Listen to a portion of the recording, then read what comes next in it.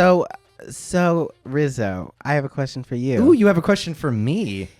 If today was your last day and tomorrow was too late, what is the rest of that lyric? What Would is you the say line? goodbye to yesterday or something What like are you that? quoting at me? I think it's Nickelback Why? or Creed. Maybe? Why are you quoting these things at me? Those were not in the movie. Well, if you only had one day to live, which is what he keeps asking in this movie that we're reviewing today. Correct. What would you do if it was you only had one day? I have a separate question. What's that? If you had the chance to change your fate, would ya? I'm sure we will talk about it. I don't know what I would do differently. Yeah. Different. I don't know what I would do outside of the normal, and I think that's something that what this film kind of touches up on. So maybe we can after we talk about it a little bit. Let me get back to you on that. But I will have an answer. I don't know exactly what I would do, but Murder. no, there's nobody I want to kill right now. Right now. Give it a few looping years. I'll we'll see what happens. Some things will build, and I'll be like, these are the culprits. Wow. Well, with that, welcome back, pop stars. I'm Rizzo. I'm Benji. And today, February 2nd, is Groundhog Day. Woo! And today, February 2nd, is Groundhog Day. Woo! Do one more. And today, February 2nd, is Groundhog Day. Woo! Okay. Solid joke. That was... Sometimes the simplest jokes are the funniest. Right. So yeah, I suggested this. This is why we like doing the podcast, because we can kind of like watch and review and talk about films that might not necessarily show up on the reaction side of this channel. Yeah. Because maybe it's more of a niche thing that less people would be interested in. I would say though, and the film that we're talking about today is Groundhog Day. Woo! Oh my God. So the 1993 American comedy film that was directed by Harold Ramis and starred Bill Murray, Chris Elliott. Oh, I can't believe I put Chris Elliott above. I'm blanking on Ally McDowell. Andy McDowell. I don't know. You almost made me say Ally McBeal. Did you ever watch that? Distracted, Benji. Anyways. And no, I did not. Me either. But yeah, it starred Bill Murray, Andy McDowell, Sam Elliott, and a whole host of other 90s comedy legends.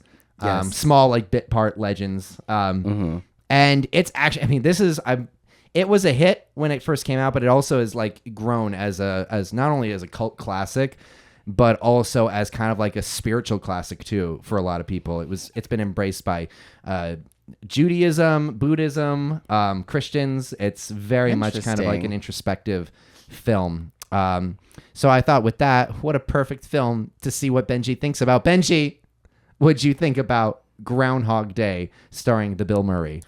Starring that guy from Zombieland. Starring that guy from What About Bob. Yes. That is where I know him from. But it was cool. Like, it was good. What is that voice? I've only seen it twice now because we just watched it. I was introduced to it by my roommate a few years ago. It's very, like, it kind of... I don't know. It obviously is something not that your makes exact you really, genre. It's not my genre, but it's something that really makes you think. Yeah. About what would I do? Because at first, the thought of it is like kind of like that would be cool to kind of have no consequences and be able to do whatever. Right. But then as you kind of get through it and you're like, oh, but I can't get out. Then it gets kind of hopeless. And then as I said, towards the end or the middle end, but while it was still hopeless, I was kind of like, that would really suck because you can't just sit at home and watch everything on Netflix. No. Like you just... Not in 1993. There's no entertainment in 93. Except for apparently an endless supply of Jeopardy. No, thank you. Yeah, so this is a film that I was familiar with. I told you this, and it was so strange because when I first saw this film, it was on TV, and I wandered in on it right as he was starting to kill himself. So like the first image I ever saw was him stepping in front of a car, and I was like, whoa! And then the next scene, he's alive, and my tiny little brain, I don't even remember how old I was just like, wait, what's going on? And the first time I was really processing the movie is when he's talking to Rita and just basically pointing out like a god. what everyone's going through. And I had no clue. That was my first introduction to this film, which I think in a weird way was like the perfect introduction for me. Because good. Like a little teaser. Yeah, in a few minutes, I was like, okay, so this is a comedy, but it's also dark, and it's also dealing with some kind of. I don't even think I really fully processed it, but I remember this feeling, even as a kid watching it, just like I feel like it's talking about deep things. I don't know what they are, but it feels deep, right? Like I'm 10, but something else is going on here. It definitely was a film. I'm not even sure if I've watched it all the way through prior to tonight. What? I really can't. I'm sure I have, but it's one of those where it's like I can't like pinpoint, oh yes, that's when I sat down from beginning to end and watched this film. So you like walked in on it, saw like on TV, and I watched the rest of it. Saw, like, the middle to the end. Yeah. And then you maybe later went and watched the beginning. And and I've it also. And because, like I said, it's very well regarded, not only with like audiences, but also with like film critics. Mm-hmm. I've seen and heard about it kind of the same way like The Godfather. It's like, yeah. I mean, a lot of us feel like we've seen The Godfather because it's talked about so much, even if you've never seen it. But I know that I have seen it. You've seen The Godfather? Yes. That's surprising. My father showed like, you have to. Okay. There was a handful of movies that he was like, you have to see this. That was one of them. 25th 50th. There's an anniversary. It's the 50th anniversary is coming up. Nice. Maybe we can talk about that. Maybe. I am Italian. Oh, interesting. And I have eaten a cannoli. Well, there you go. He's basically the Godfather pop stars. Basically that. It was one of those films that's like, yeah, I know so much about it inside and out, but like I don't know genuinely how much of this film, or I don't remember actually sitting down and watching it beginning to end. I feel that. I am the same way with Zoolander because when I had a family that I would carpool with to and from school, and they always had that movie playing in the car. And so I've seen pieces of that movie in random sequence over and over again for like years. Right. But like, I'm pretty sure I've never sat down and watched the entire movie. That would be amazing reaction, by the way. Tell us, pop stars, if you want us to watch Zoolander. I would say, first off, do you even know what Groundhog Day is? Yeah. So Groundhog Day is when Punxsutawney Phil, the ground, Punxsutawney, or whatever, however you pronounce it, he comes out of his little hole, right? And if he sees his shadow, he gets scared and goes back in, and that means that there's 6 more weeks of winter. And if he stays out, then that means summer's gonna start. Why? So or spring. Whichever one's next. I don't know. I guess it's a Southern tradition because I am parroting what my mom always told me. Oh, wow. And not that she obviously believed in it, but she would always be like, oh, Punxsutawney Phil, Groundhog's Day. And I was like, sure, Mom. I feel like this is something that was very foreign to me. Like I didn't grow up. I don't know if it was because I grew up in California and then eventually moved to the South. But for me, I was like, what? Well, I'm pretty sure I only heard about it from my mom. I don't think anybody else really mentioned Groundhog's Day. No one's getting like really like, oh.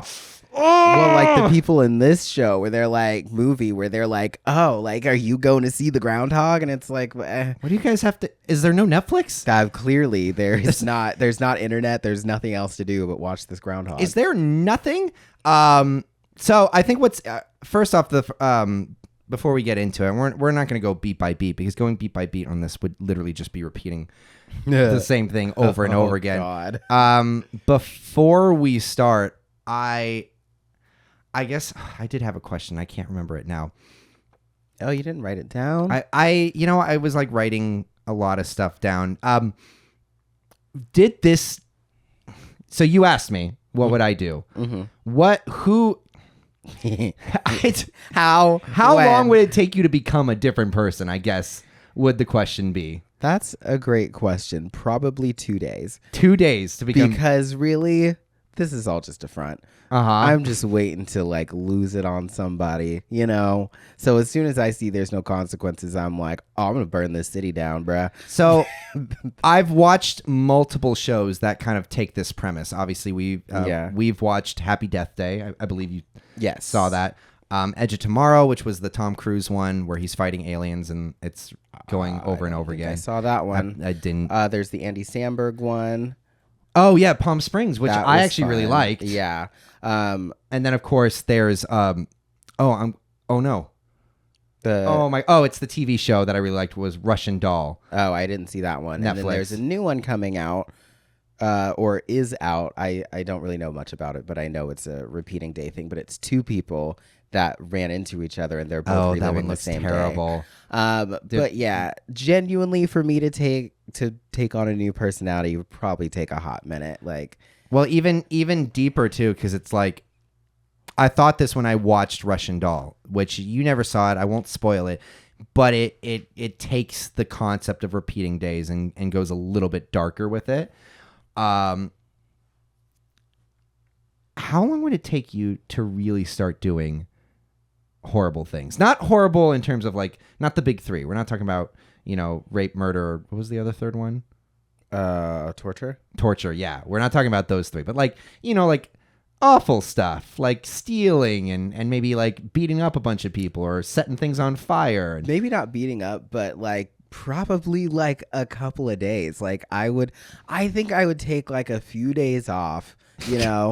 Like obviously I wouldn't go into work whether I had work or not that day. I would hope that I would get it would be on an off day. Okay. But like I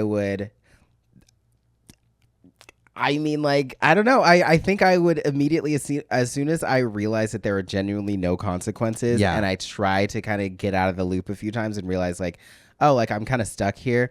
Then you kind of just start having fun, like steal a cop car, like kind of get into some trouble, see if you can rob a bank, like maybe. So this might be my anxiety talking. But would you not? I agree. Would you not be terrified that the universe would have a cruel sense of humor? That as soon as you did something kind of crazy and irreversible, that it wouldn't just go, guess who's waking up the next day? Like, I think it would take a minute, I guess, to do something like crazy. Like, I'm trying to think of something where it's like, if the next day was that day, that you would be like, oh, I can't believe this is it. Right. Like, it would take a while for you to just be like, it's been so long, I don't even care. That's true. Like, I'm going to punch a cop in the face. And if today is the day that I wake up in jail again, at least it's another day. Like, that would take maybe like a year or two. A year or two. I don't know. I don't really. For those who have never seen this film, why? And then secondly, I mean, I hadn't seen it until like 2 years ago. All right. Why? Really briefly, Bill Murray plays basically just the worst person ever. Not well, I wrote down what did I write down? I wrote down aggressively unpleasant man. And I stand by that. So he plays an aggressively unpleasant man. Phil Connors, who basically he's forced to go into the small town and report on the weather that's being dictated by a groundhog. Which already it's the opposite of anything he wants to do. He hates small town. He hates being personable. He dislikes anything that has any type of like twee little charm. And very much wants to move on to bigger and better things. But he's forced to go into the small town and do for, I believe, the third year, he said, or fourth year. I believe, yeah. For the fourth year, report on Groundhog Day and get the hell out of there as fast as he can, only to find out, he's snowed in, so he's got to stay for the night, but it's not gonna be as bad as it's not as bad as what's gonna end up happening. Actually happens, which is he wakes up and relives the same day for God knows how many days. I think we can debate that, but 10,000. I've seen the original script, which was written by Danny Rubin. It was presented originally like as a independent feature, and then got bought out by Columbia, and it was rewritten multiple times by Harold Ramis, who had done like Vacation. He'd done Stripes. He'd, I believe, written on Ghostbusters. So it's very much a different sensibility from the original script, which was very much like it started halfway through it. So you wouldn't have even realized that the day was repeating until kind of like, I think the first time he killed himself. And then it would have restarted, and you would have been watching this character go through this, and it was more of a character study on like... That would be really interesting. Yeah, and it went... That was the original like penned draft, and then once it got bought out, and the writer has since come out and said that he's happy that it became what it did become, because he was like, Harold brought this kind of warmth to the script that wasn't originally there. Reuben being a little bit more dark and kind of like... More like a cold like case study. Yeah, and then of course as Harold rewrote it with having a comedy background, And then, of course, understanding and knowing, oh, this is going to be for Bill Murray and I was about to say. play to his sensibilities. You got what you end up getting is I do think it's a very dark film in some aspects, but I do think it's a good palatable film about change and how long it can take for a person. But why did we bring this up so early? Why do I feel so like lost?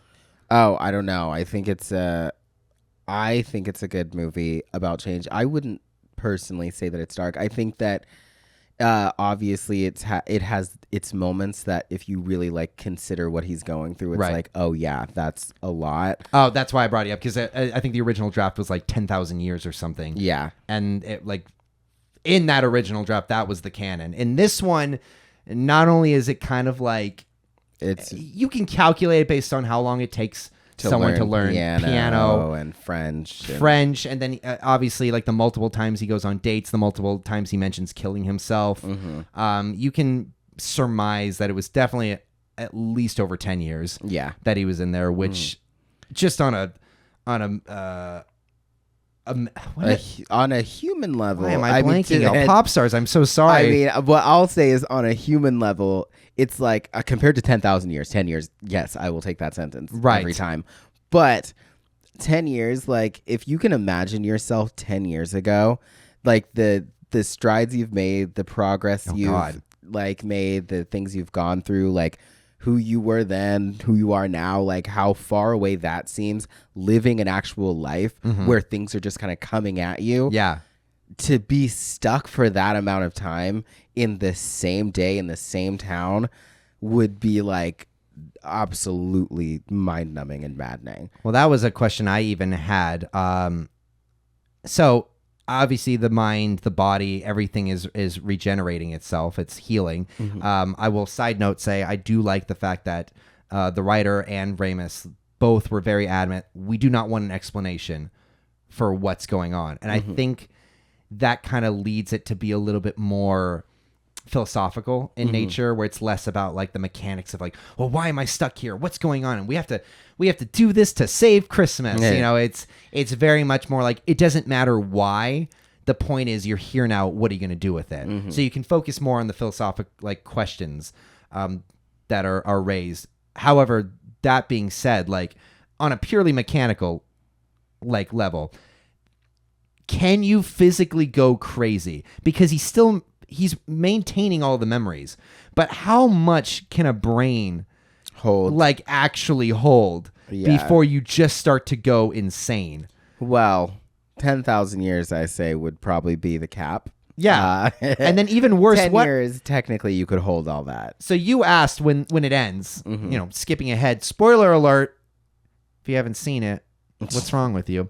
But yeah, there's nothing wrong with you. He does get out of the loop at the end, to which you were asking. I was like, after that, after the amount of time he spends in that loop where there's no consequences, there are no deaths, there's like nothing, there's just only the same day, the same place, the same people. Same consequences. To immediately be like, just all of a sudden you wake up and you're out of that. Yeah.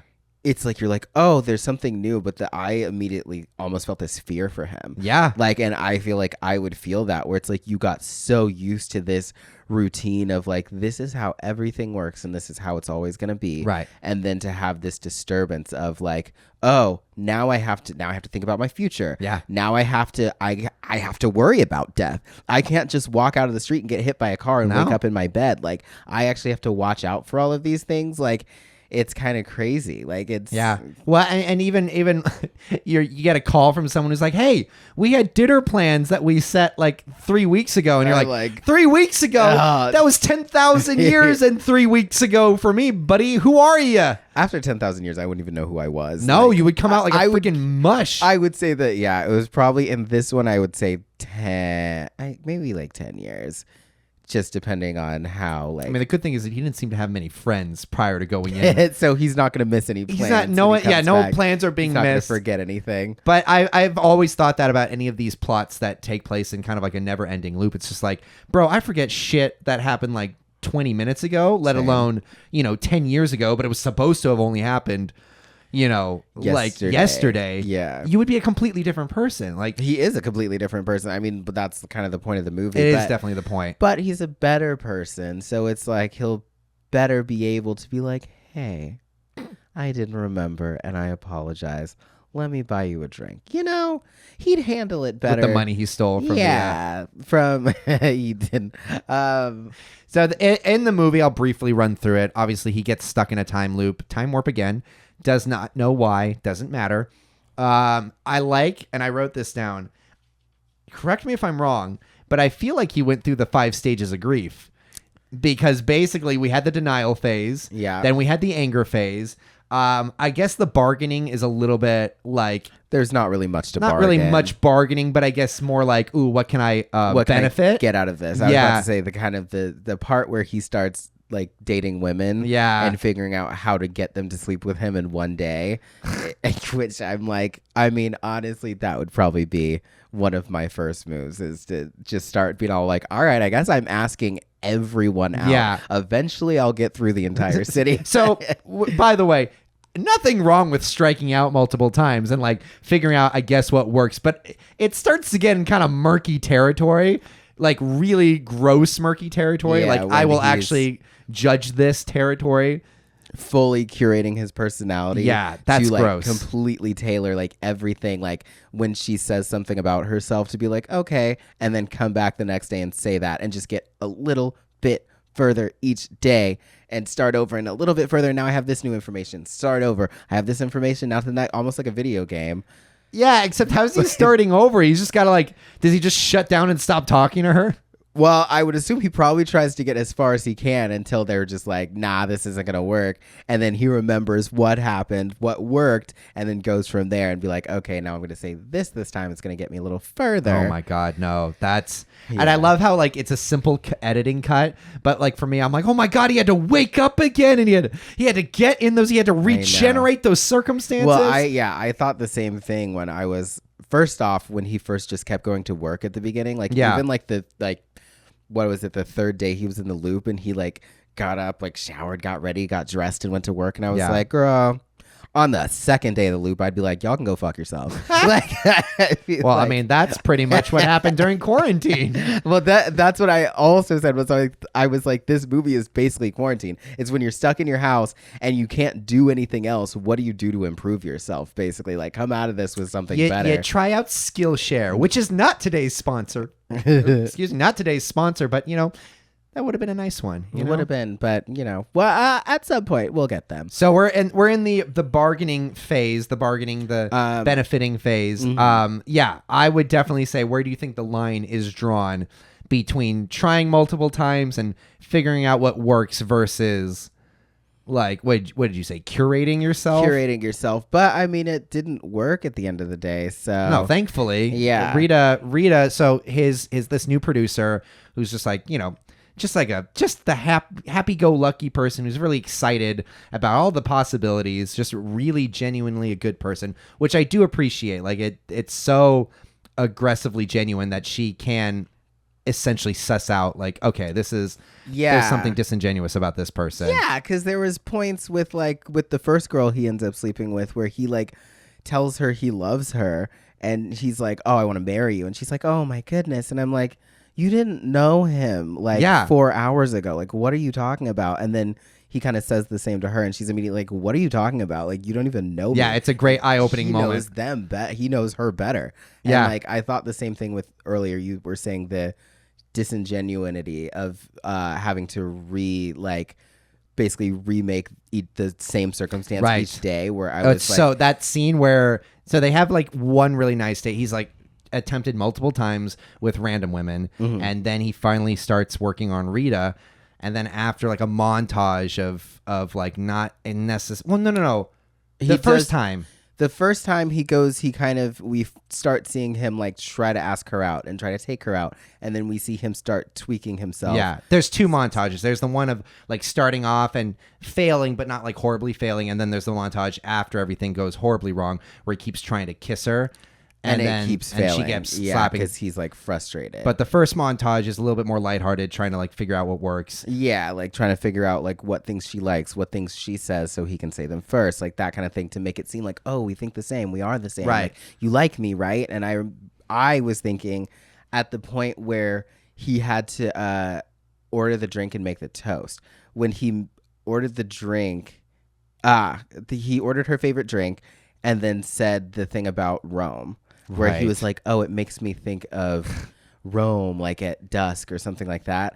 And then when he said the next thing and messed it up and had to start over the next day. Right. And he ordered her drink and then said the Rome line again. And my brain immediately goes, how do you say that perfectly every time so it seems just as genuine? Because to her, like with interacting with people, there are so many things that are just like little signifiers of people being disingenuous. Yes. Like, so I'm like, it would be so hard to be completely genuine having done this like 600 times already. Like, even like with the movie just kind of brushing it off as like, oh, he's rehearsed this and now he knows how to do it. But I'm like, no, people can feel when you're going through the motions on things. And it's like whenever you have like actors or just certain like the LA types that we run into a lot where you're like, oh, how are you doing? Like, oh man, I'm just doing great. Like I got this and this going for you. You're like, okay, cool. I get it that this is like the thing you say. This is the spiel you got going on. Oh, you're going to try to sell me on a new project? Yeah. Like, cool. Like, I get it. Like, these are all the things I would expect out of someone like you. Yeah, like you can hear when somebody's like giving you a rehearsed. Pitch. Yeah, exactly. Definitely. But they do have one good date that basically almost gets all the way there. And then when he has to recreate it, it's such a cringy moment. Yeah, because you can feel like him like, rushing through it. Yeah, like I almost had it. Let's just this word and these words and this is where we are. Oh, the worst is when the kids are throwing the snowballs at him, and then he kind of like responds back, but he's not having that genuine connection with her. Yeah, originally they were building a snowman and the kids start throwing snowballs at them and he's like, oh, haha, kids, oh my gosh, and is like playing back with the kids. And she's involved. And she's playing and it's kind of fun. And then after he kind of gets shut down and comes back and it's just like rushing through it, he's like, the kids throw the snowballs. He's like, ha ha ha, and it's just so aggressively unreal. Like it's so. And he tries that because the first time she like to duck and cover, she like pulls him down and they get so close to kissing. So then he tries to recreate that and he like leans in and she's like, the hell? She's like, yeah, because it was just so cringy bad. And it was like the same. It was the same scene, but it was just wrong. Like, it was... Well, which brings up an interesting point, even just about human behavior is like, I mean, as you said, there are so many things that we just naturally pick up on. And yet there are, as the film posits, and something I've always wondered is how much of us are just a routine. Like, obviously I mean, you've said it too. Like, I will repeat the same shit over and over again. If there's a dad joke to be made and that dad joke is literally only, hi blank, I'm dad. It's the only joke I know. I will make that joke every single time. And it's routine. And it's, sometimes it's like, I don't even want to do it. It's just there. You set me up for it. If someone says, wow, that's big, I can't fit it in, I'm going to go, that's what she said. Like, it's just a pattern that's like built into me. But I always wonder, even about like, there are obviously patterns that show up from the day to day, but if it's the same day, I wonder how much of us are just stuck to our patterns, to where even if someone kind of threw in a different thing, we would more or less. And that's something I found interesting as we were nearing the depression stage of his journey was, when he goes down and he starts wanting to kill himself and he goes downstairs to the lady who like runs the inn and asks for the toaster. It's so interesting because it kind of works in two ways. In one, it works in like the real life, like, oh, this is how I normally treat my guests. And, oh, he's kind of being weird. And like, she kind of like reacts very much, he's like, she's giving him one thing and he's just completely ignoring it and going about, and it makes her uncomfortable. But it also kind of reads funny if you think about it as like an actress who's literally like, okay, these are the lines of the play. And then the other actor's just like, I'm going to do this completely other thing. And you can see their kind of strained face of like, what do you mean? What are you talking about? This is what you always like. No, I'm going to do this differently. That's funny. But you almost like how like human interaction in general is a script, which is what I was like, it read at first, it read to me like, oh, that's a scene that was clearly like, I don't know if they would have considered the fact that this maybe only would happen to a person who has their lines memorized. But then I wondered, I'm like, or is that a statement about human? I mean, at this point, this movie's been like dissected so many times. Anything can be posited as some like big, grand philosophical meaning. Like this is what they meant by this 2-second interaction. Right. However, it did make me wonder. What? I heard something behind me. Anyways, go ahead. It did make me wonder, like, how much of us are just kind of script based. It's true, because it's like, I mean, what do you do when you go, oh, hey, how are you? And somebody starts divulging their entire day. You're like, that's not the script. Please stop. Like, it's like you have those certain interactions that are supposed to go a certain way. Like when you're walking up behind somebody and they open a door and they shut it in front of you. It's like, that's not the script. Hey, excuse me, sir. Yeah, you're ruining the simulation, you know? It's an interesting thought to be had of how much of us, if we were to repeat the same day and be observed, unaware, and then look back on it, would like how much of us would just be like incredibly repetitive, that even if someone was to throw a complete like curveball, wrench in the cog or whatever, you know, how much of us would actually genuinely pivot and work with it and yes and our way into a different direction, or how much of us would just be like, oh nope. Yeah. You know, around that, I'm going to completely ignore it and go about. Because I have a certain goal that I'm doing. And I think that, I mean, that's life in general, is just either A, like maintaining your track and like regardless of curveballs, or like taking the curveballs and realizing like, oh, I guess this is where I'm going. Yeah. Well, it's difficult. And I think that's why. First off, it's just difficult because when you don't have the promise of a tomorrow, or that, you know, if you accidentally step in front of a car, you're going to come back. You have to be very precious with every moment. And then I think that's why on a human level, this film does work so well, especially without a mechanic as to why he's in this loop. Because subconsciously, like really when you watch it, you don't need that mechanic, because it very much is just a representation for anybody who feels like they're stuck in a rut. You know, why do I feel like I'm living the same day over and over again is also a way you could describe depression. Or listlessness, or feeling unsatisfied in your career, or quarantine. Freaking quarantine. We're still in the same goddamn day. Since March 13th, 2020. Same day, different mask, bro. Like I think that all the time, when it's like you kind of just don't count 2020 as like a year. Like when you're like last year, when I say last year, I'm still talking about 2019. Oh my God. Like it's like that 2-year span to me, I kind of condense into 1 year. So when I'm like, oh, it was like a year ago, I'm talking about like late 2019, beginning 2020. And it's weird, but it's difficult. And of course, you had all the people who went into the quarantine like, oh my God, I'm going to use this to like learn new tricks and get a hobby. And it's the opposite effect of what happened to him. Because he originally was like, oh no, I'm not going to, I have to resist this. I have to get out of it. And then like ended up working into the, well, let me just be better. But which works too, because once we get to that stage, the acceptance stage of grief, I do like the fact, and it's always kind of a wholesome thing to watch a movie where there's a genuine change of heart in a character, and you can actually look at it even from a 2022 lens and go, not really problematic. That was a good. The sad thing is that guy was a piece of shit, and he never would have changed had it not for been. If only there were temporal loops for every shitty person in life. I know. It very much reminded me of like Bruce Almighty, where it's like, I'm glad the universe stops for this one person. What about everybody else? I know. And they're like, that. Even when I said, oh, this is the worst person ever, he's not the worst person. No, he's not aggressively unlikable. Exactly. He's like one of those people you meet and you're like, oh, I don't want to interact with them again. No. Cool. But they're like, yeah, I'm not going to remember him in 2 weeks. Like, like, I mean, he did some morally questionable things in terms of coercing women. I guess not like coercing them, but like emotionally manipulating them, which I would more emotional manipulation, I guess. I would say is coercion. Wrong. But even that took him how many years? It's like this was clearly not a rapist running around. He wasn't a murderer. But what was funny too is kind of stupid. The original girl that he ended up sleeping with, he like went and got some information about her so that he could pretend that he went to high school with her and she just didn't remember him. Right. But she seemed very interested in him in the first place. Right. He didn't need all that He shit. didn't need it. So when he was asking her those lead-up questions, I was like, bro, you can get her right now. Yeah, just talk to her. She seems to be interested. She's reading a book in a cafe. Any woman who reads a book wants to be interrupted by a man. Yeah, but obviously, as movies have taught us. Since he already interrupted her, you might as well just go ahead and ask her out. Yeah, be like, hey, no, he says, oh, I'm going to do the whole shady thing. Yeah, I mean, that's funny, but also, like, that's not necessary. Don't need it. But he's clearly not the worst person.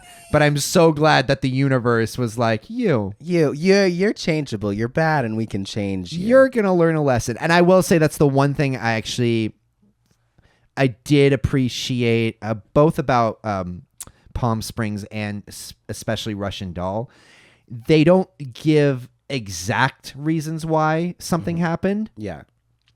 But they give theories as to why the day is looping, and their theories are more or less, and this is something that you notice nowadays, where it's like we are moving away as a society from specific reasons and more just like our life. Like right now, a lot of us are like I don't know if we're the least religious like generation, or I think we're the least by the book religious. Yeah, like we're more like this ethereally is what I believe.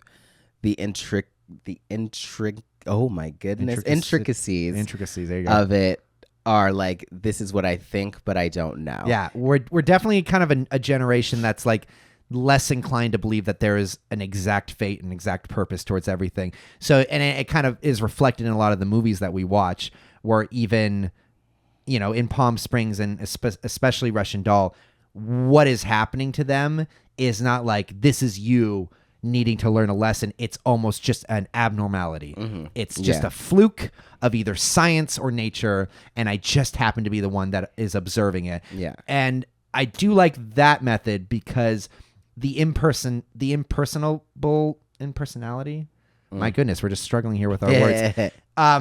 The fact that it's not centered around someone allows them to learn kind of a different lesson about life, and I like the idea that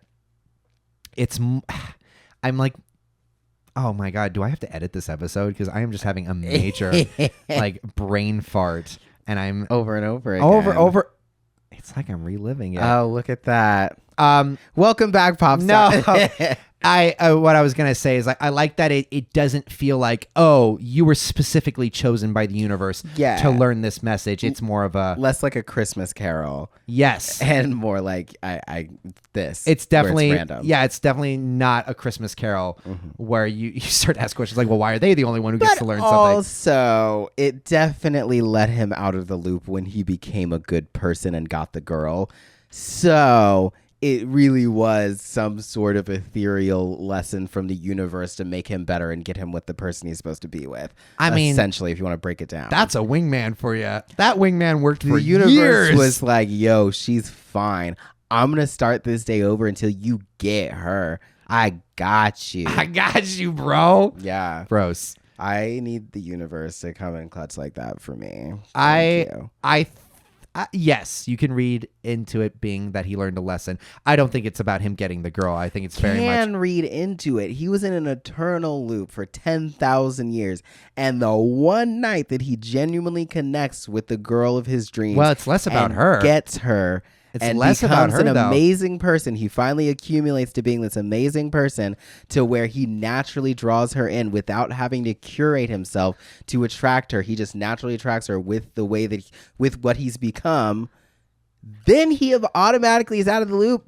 To me, that says that was the point of it. To quote Rabbi Dr. Niles Goldstein. Who is that? A personal friend. Okay. No. Okay. In Judaism, the work doesn't end until the world has been perfected. Okay. So his world was perfect, so the work ended? I like to think that, especially watching it this time, I came away from it less about him learning a lesson. I mean, I guess it is technically him learning a lesson. I mean, especially if you don't provide a reason as to why. Yeah. Why is he the only one that's experiencing it? So you could read it as in, like, obviously he was chosen. So then if he is chosen, then there must be a reason. However, watching it and maybe like trying to lean away from that, I was more inclined to come out of this viewing, maybe my first official one, looking at it more from the perspective of perhaps it was not about him learning a lesson and just about the fact that he was the one that could help all of these people out. And then once the work was done, it's like, which then makes me wonder, is he going to get out of February 3rd? He just has to repeat every single day of the rest of his life until he makes each day perfect in the radius of which he can make it perfect. Yep. That would be a nightmare. A nightmare. That's not even purgatory. That's just straight up hell. I would be so mad. I mean, I'd take that over gnashing of teeth and fire and brimstone. But that would suck. I'd just be like, can I, like, if we're doing this, can you just give me a roadmap of what you need each day and give me like a year to do it? Like, I'll take that. I'll be like, okay, if it's like a list of like, here's the 100 things that you need to get done today. Catch a stupid bratty kid from falling out of a tree. Yeah, like, and give me directions too. Don't just tell me to catch a kid out of a tree and I have to search the entire city every single day until you find I a find dead him. kid. Yeah, like, no, don't do that. Give me the roadmap. You know, it might take me a while to figure out my routes on how to get from one place to another. You know, if I spend a year or two of each day just planning things out and getting it together and learning a new skill, because, you know, in this year I have to fix this person's car on the side of the road. I don't know anything about engines. Well, I guess I'll spend a couple years learning about engines. You don't even have Google in this universe. So it's just kind of like, that would suck. But wow, that just really upset me. Yeah. your stupid theory. No, he learned his lesson and he's free now. That's why this movie gives me, and the word I was looking for at the very beginning that I lost was existential. Like, the film is very existential. And this film does trigger a lot of like existential crises within me.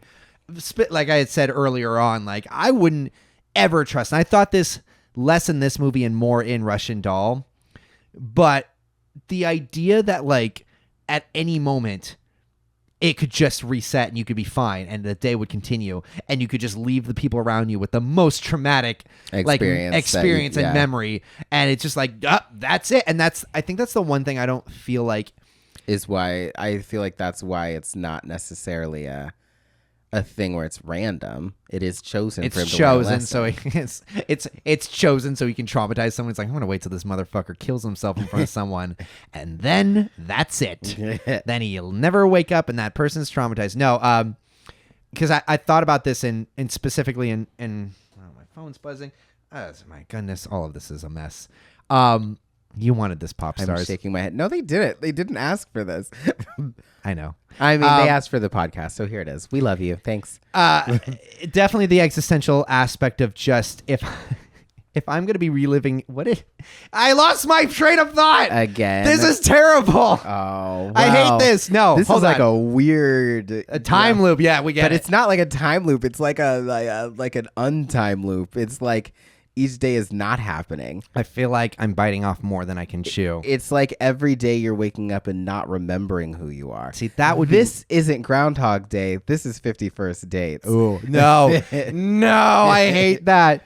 But I think this is one thing that, and this was my train of thought. Thank goodness. It just takes a lot of shouting for me to get it back. It's cool. I feel like I haven't seen a film, and if you know of one that does this well, but I haven't seen a film that really taps into that real life phenomenon of just, oh my God, that just happened and there's no way to go back.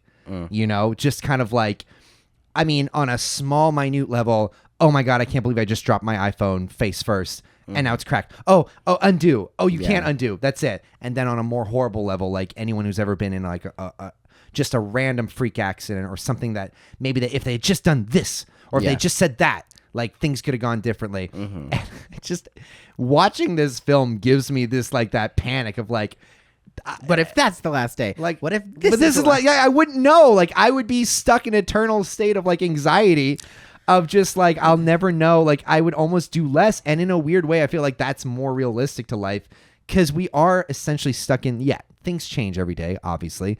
But in a lot of ways, we set ourselves up to be going through the same thing over and over again. You know, we wake up, we watch our TV, we scroll through Facebook. You know, if you're like 70, scroll through Instagram if you're our age. or TikTok or whatever. If you're a little younger, like me. And, you know, you go out, you work, you come back home, you eat, you go to bed, reset, repeat. Rizzo's life is so interesting. You know, there's obviously things that happen, yeah, but and then there's things that happen in between. But basically, it's the same template for the day, and then you switch out the little details here and there.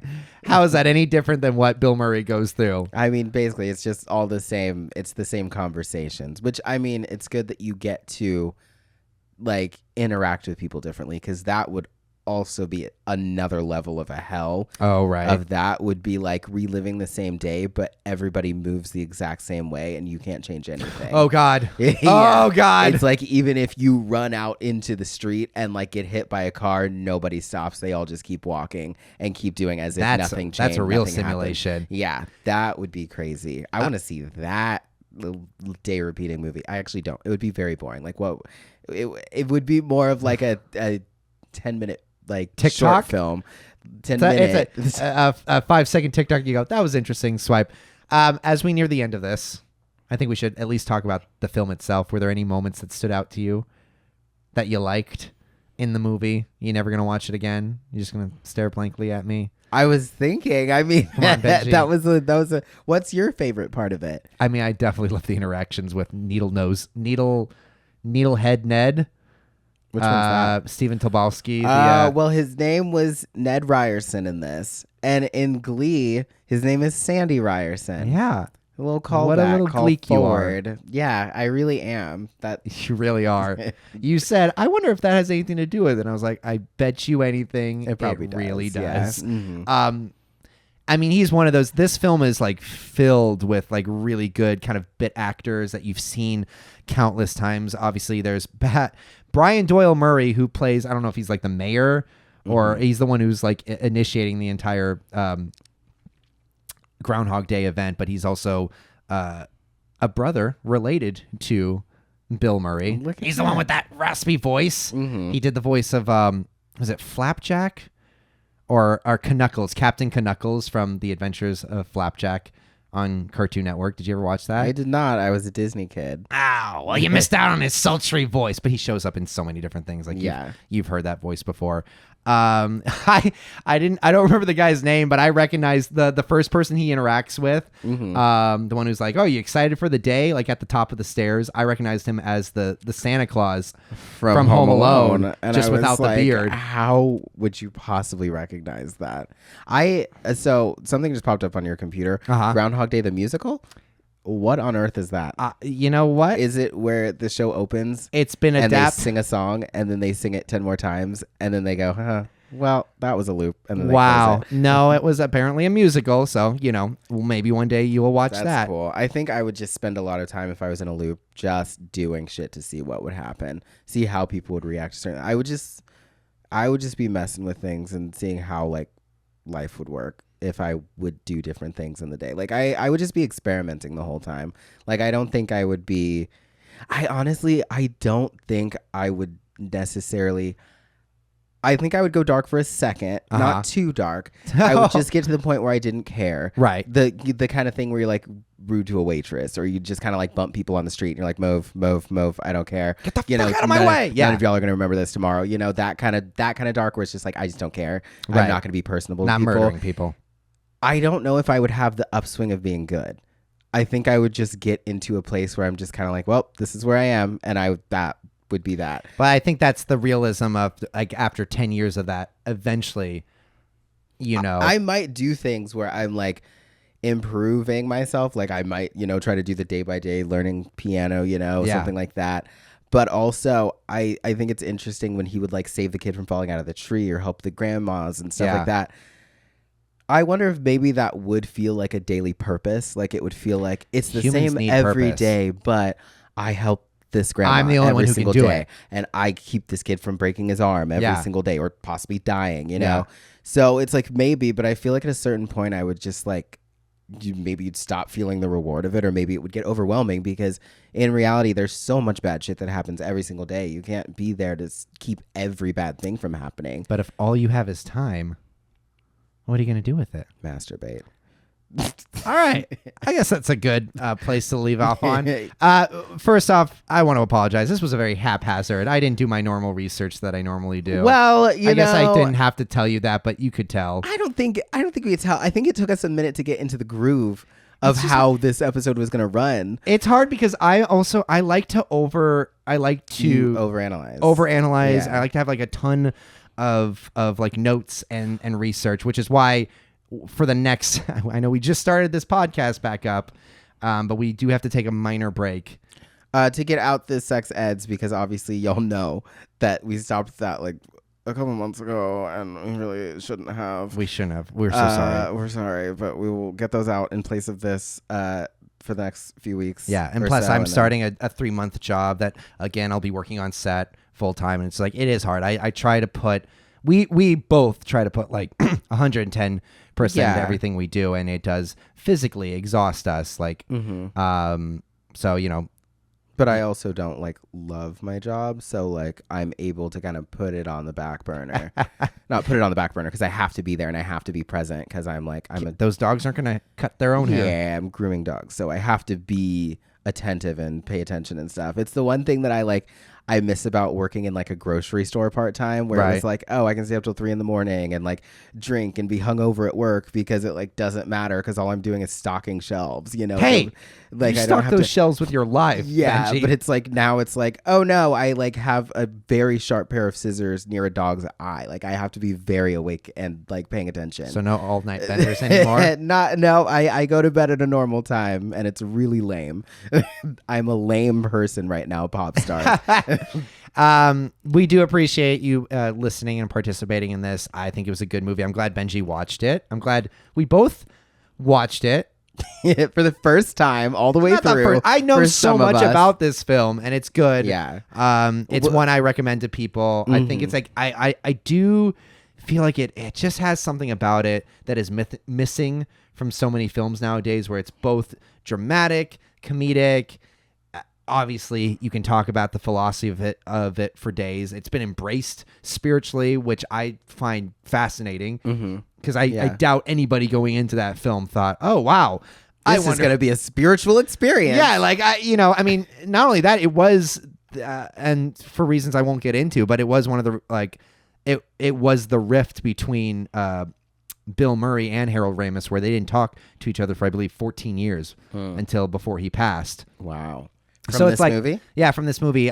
From what I'm remembering correctly from my deep research, y'all, I believe they just didn't see eye to eye on exactly the humor of the film. And, you know, I mean, that's understandable. I imagine that Bill Murray's a very kind of like particular, specific person. Yeah. And they butted heads, came to blows.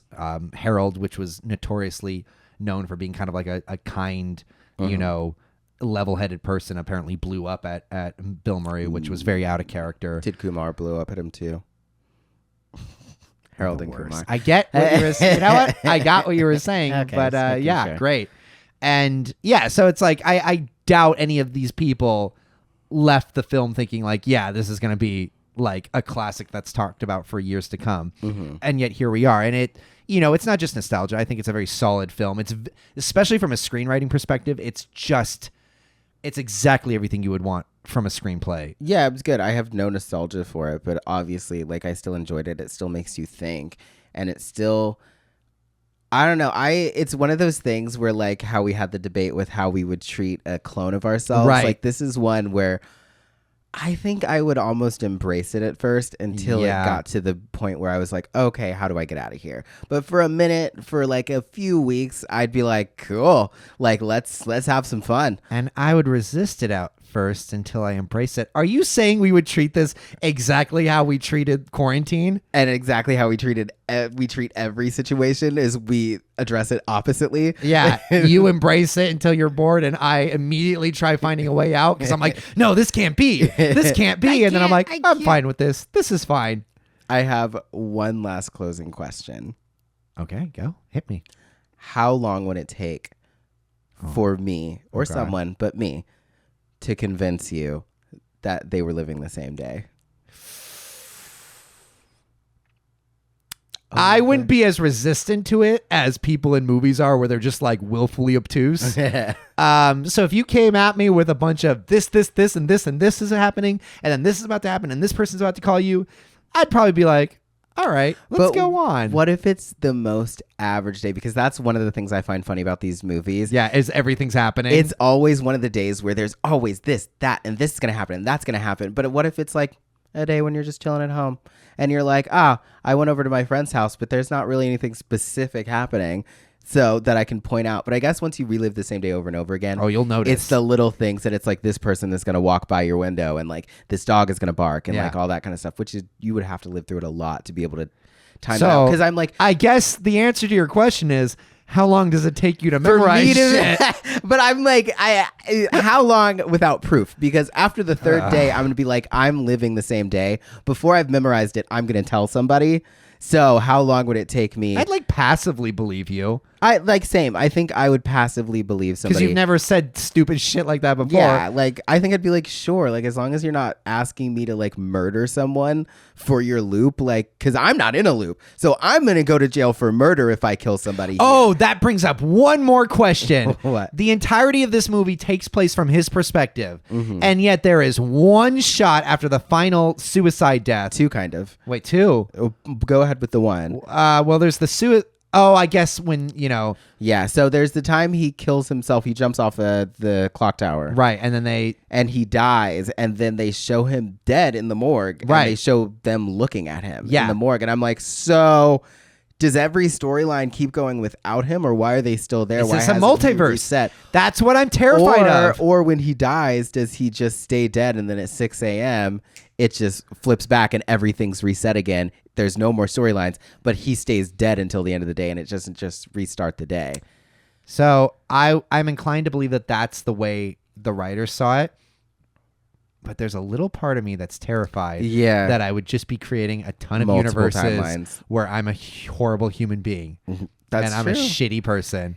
That's true. That is one way to look at it. Again, another reason for me to be completely paralyzed and not want to do weird shit. I'd just sit in my room and be like, it's okay. It's okay. One of these days you'll get out of this loop. You'll get out of this loop.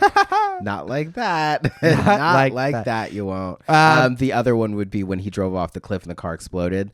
And that's it true. was like, and they were like sitting there watching the car burn, and I was like, shouldn't it restart already? He's very dead right now. Like, so he's very dead. Y'all, if you like this, then like it, comment, subscribe, and hit that bell for notifications. Let us know what you would do in a temporal loop, and who would be the first person that you tried to convince you're in a loop. Oh, that's a good. You would probably be my first person to tell. And I would believe you. Okay, Would you believe me? No. Jerk. Not immediately. It's our personality types. Also, our other best friend, me and him have a code word that we've both agreed. Why would I tell you that? What's the code word? The whole point of the code word is that it's a safe code word between the two of us, that if one of us says it, we know we're in a loop and we don't have to do the stupid, hey, this is going to happen and this is going to happen. We go, hey, this is the word, help me. And then we're gone. We do it. Is the word pineapple? It is definitely not. Anyways. What's Christian's word to Anastasia? Is it pineapple? What? No, I said it's not. No, but is Anastasia's word pineapple in 50 Shades of Grey? Oh, I don't remember. What's your safe word, Benji? Daddy? Is it daddy? Anyways. If our friend comes in here and says, Daddy, I'm in a loop, will you say, Daddy, you're about to be out of a loop? Ah, gross. Anyways, that was fun. I can see your brain still trying to figure out what this word is, and you're not going to figure it out. I'll never figure it out. Anyways, you want to say that again? That was terrifying. I'm sorry, y'all probably didn't hear that, but some crazy shit just went down behind us outside of the window. Anyways, we're going to stop this. That was Groundhog Day. Anyways, that was Groundhog Day. Anyways, that was Groundhog Day. I'm Rizzo. Anyways, that was Groundhog Day. I'm Benji. And we're done here. Sweet dreams, pop stars. Keep watching.